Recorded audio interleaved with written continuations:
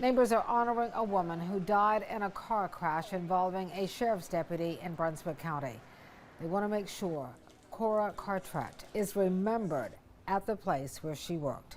So they planted a tree in front of the Chick-fil-A restaurant along Highway 17, which is not far from where the deadly crash happened.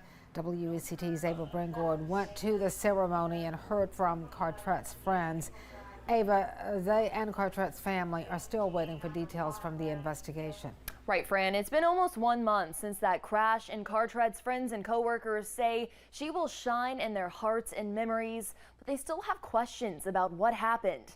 Here's what we know right now. According to investigators with the North Carolina State Highway Patrol, Sheriff's Deputy Nathan Kai was responding to assist in a chase with his siren and lights flashing when he crashed into Cartrette's car at the intersection of Highway 17 and Plouffe Road.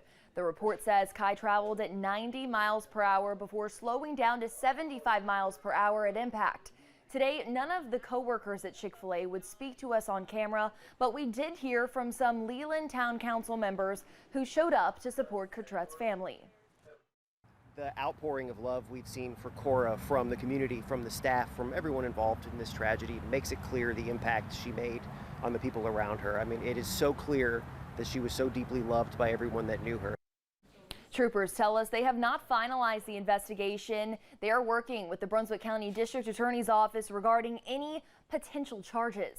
Ava Bringord, WECT News.